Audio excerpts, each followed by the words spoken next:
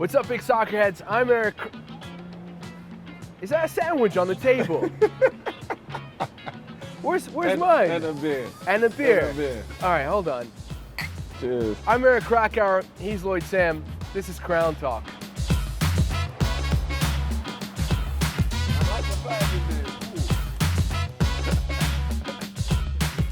What are we doing here? What are we doing here? That's a good question. We have a couple of Modelos. I feel like we deserve them because we're about to go back in time and revisit the game against the Philadelphia Union. I guess we have to.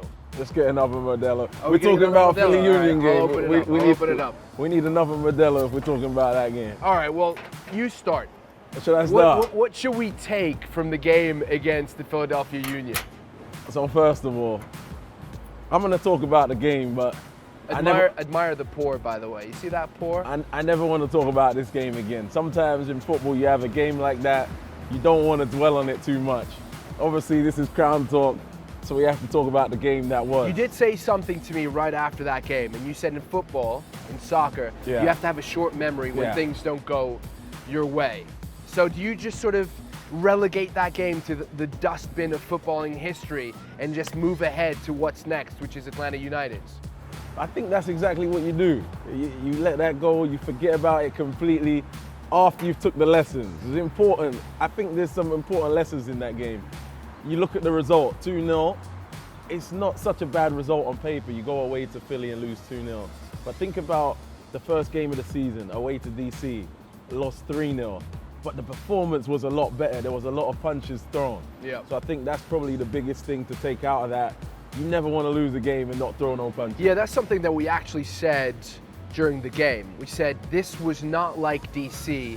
It was more like LA, where we saw a bit of a dip in the performance. Because against DC United in the inaugural game, for the first 25 minutes, Charlotte FC were after it.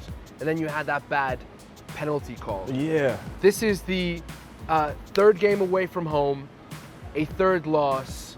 Now it's back at Bank of America Stadium to avenge one of those away losses in the Battle Royale rivalry. It called Battle Royale? That's what I'm calling it, the Battle Royale rivalry against Atlanta United. So can we call that last game the game we don't speak of? The one against Philadelphia Union. It shall never be mentioned again, ever. Except that way. The game we don't speak of. Exactly. Let's speak about Atlanta United because it was a painful loss at the Benz. Yeah. You know, we go behind. Adam Armour then scores the first goal in club history. Ben Bender with his first assist for the club as well. And from that point onwards, Charlotte FC, just a better performer. But in the end, 96 minutes, Mulroney cuts inside, shot deflected, goes past Kalina, and they get all 3 points. In fact, no team this season has managed to get more points after the 90th minute than Atlanta United. They now come to our turf. That's right. This is a huge game, especially after that loss. It's a huge game, especially after that loss.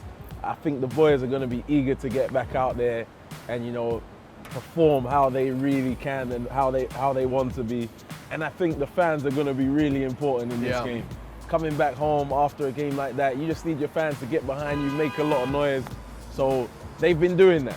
And I think it's going to be a good turnout for a derby game as well. Yeah, they've been unbelievable, the fans, all along. And Coach Miguel has been talking about the fans and the sort of impact that they have on performance. In fact, after Cincinnati, he said when we were running out of gas, they were the fuel that kept us going towards that win. They're going to be important once again against Atlanta United.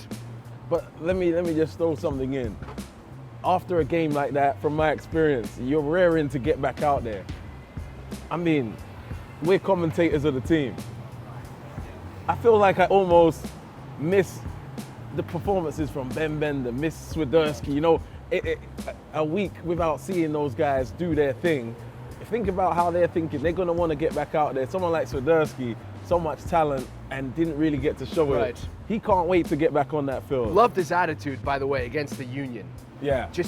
No matter what the result was, no matter which way the momentum was swinging, He wanted the ball at his feet. He even took a corner, probably the best corner of the game for It was the Charlotte best goal of the FC, game. which Then there's led to a good obviously- opportunity. There's also Kalina, he wants to get back out Yeah. there, you imagine. That whole back four, everybody wants to get back Yeah. out there. I would say Miguel wants to get back No, out absolutely. there because what was out there, I don't think it really reflects the team.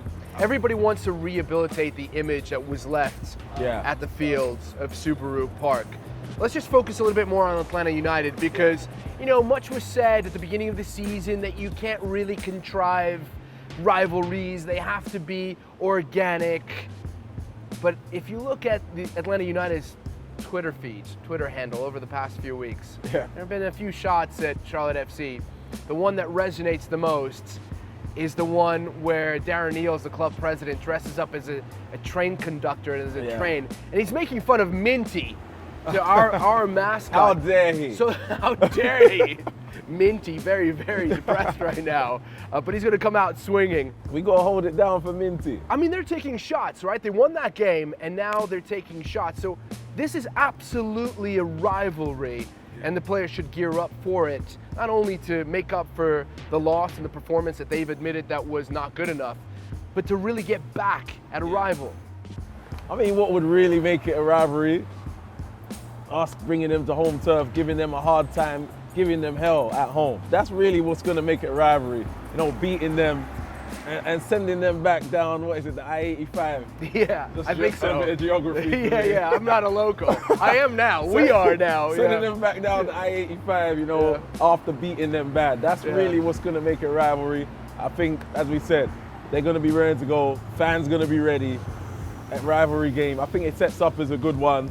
Get that other one out of your head, and you know the team moves on. It needs to be said, and I'm thinking back to our second Crown Talk, which was the one that we recorded Oh, I remember previous that one. to that first game against Atlanta at the Benz.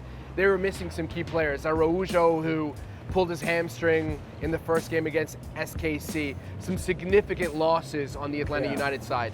Joseph Martinez has been ruled out as his knee gets checked out again. Yeah. He's just recovered from an ACL tear. We don't like to see that because he's a top player. Yeah. Rosetto as well, the Brazilian, pulled his hamstring in the last game against DC United.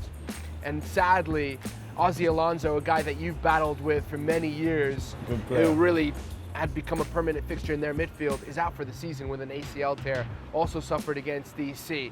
So in a way, this is once again the time to go at Atlanta United. I mean, for sure. Honestly, you know what I'm like? I don't really like that narrative about what the other team doesn't have and what. It's more about get in there, throwing those punches again. Like, I think you go in thinking they might not have this. New England was the same. Remember we played Yeah. New England, it was, oh, they got Champions League.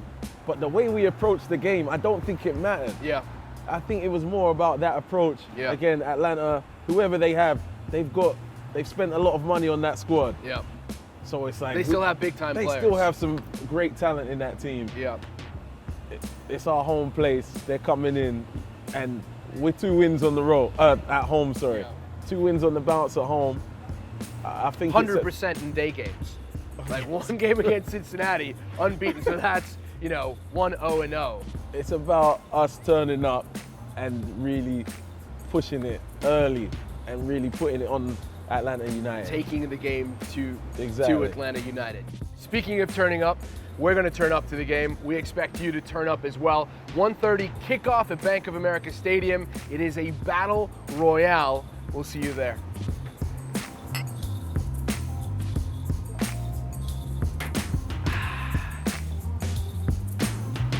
Let me get back to this sandwich.